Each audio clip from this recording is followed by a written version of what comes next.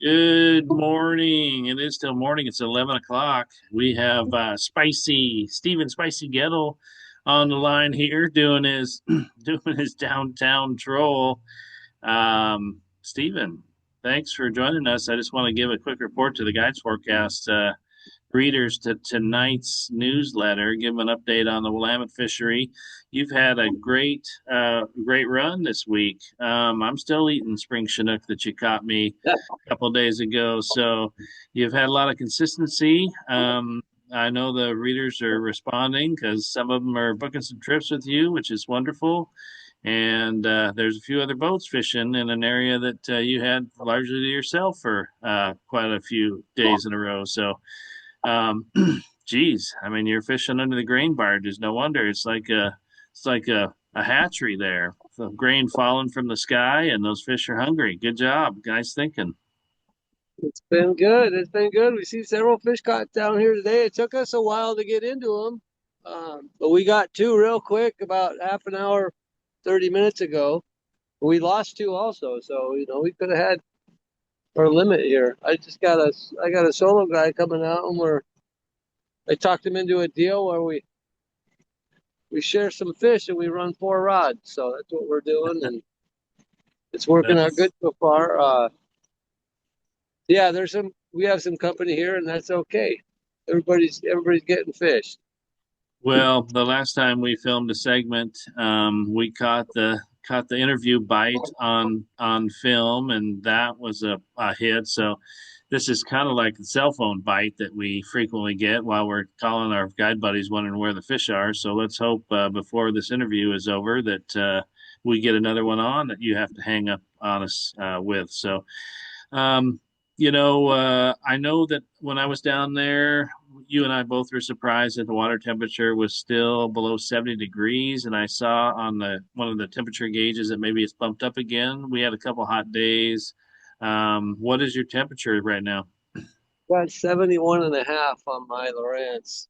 So it is bumping up a bit there, but doesn't seem Yeah. to really impact your success there. You've again enjoyed several days of consistent fishing, and you got any tips for the folks? I mean, maybe start off. You mentioned you've seen some fish caught, but you got how many boats and how many fish are you seeing caught in that reach?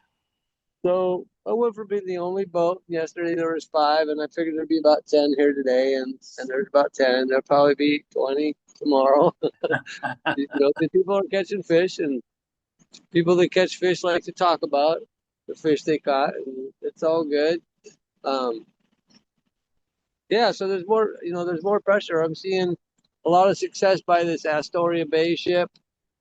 A couple times, see today and yesterday for about 15 minutes. Everybody near the tail of the boat was catching fish. Like we saw five fish caught in 15 minutes. And it happened again today, but that bite kind of moves. It seems to be kind of jumping around. Well, that's definitely interesting. When we were fishing, you were putting your gear out, 26 to 30, depending on which rod was positioned where. I don't imagine that's changed. Do you have a pretty accurate fish finder there where you're spotting fish on occasion? Do you note that those fish are they moving deeper as the day progresses? I mean, the bottom line is consistently in the lower Willamette is that the bite really tapers after about 10, maybe 11 o'clock, but you've caught some late morning fish in your recent forays. So Well, what, we just got those two at 10:30. So, but it is a tide change too. So gotcha.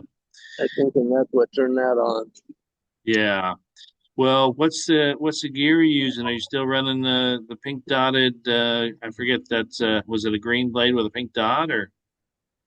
We're running the pink blade with the purple dot's been getting the fish. I ran the green blade red dot that I was getting fish with 10 days ago for a little bit because that I was doing well with that when the water was 72. So I thought I'd throw it out there with no hoochie and then we got hit on the hoochie. So I went back to what's been working, which is pink blade with a purple dot. Gotcha. Well, And various color hoochies, green and blue both have been getting fish. yeah. And of course, you're still dousing your flashers and your spinners with probably some garlic scent there. Yeah, lots of garlic. Yeah, good. Well, good. Well, wanted to check in with you. Thanks for sharing that information.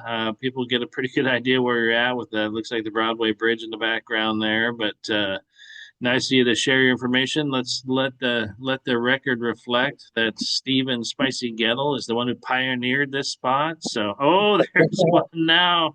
They're jumping in the boat. They're jumping in the bleed bucket. That's pretty cool. So Uh, two on board, 2 for 4 this morning.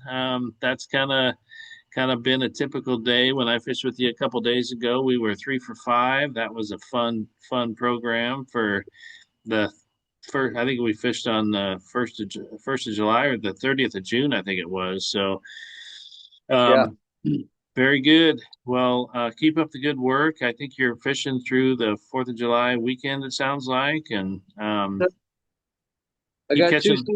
two seats open for Saturday, and I'm booked up tomorrow, but I Yeah. got seats open for Saturday, and the whole boat's open for Sunday. Oh, good. Okay. Well, people should know that. And instead of having to fight the crowds to put the boat in, you're putting your boat in at like 4:30 in the morning. So you're one of the first ones down there and like to catch that that first light bite opportunity. What is your best contact phone number for folks to reach you if they want to get out with you? The best way to reach me is to text me at 503-999-0904. You can also email me at spiciesfishing@gmail, or reach me through my Facebook page too. Spicy's Fishing has got a Facebook page. We got a Awesome. we got a YouTube channel too that could use some love. Yeah. Well, that's is it Spicy's Fishing on the YouTube channel? Yep, it's at 503 Spicy TV. Good. I know you got lots of good tips on there. I've seen several of your postings on your YouTube channel, so do check Yeah, that out. You got any predictions for the next half through the weekend there? How's it going to fish? I'm thinking it's going to fish just the same because it's been staying the same. I don't know. It can't last forever, but yeah, I think we'll be good for a few more days. Well, the history of that fishery is that it's easily viable till mid-July, and I know people that fish it all the way to August 1st.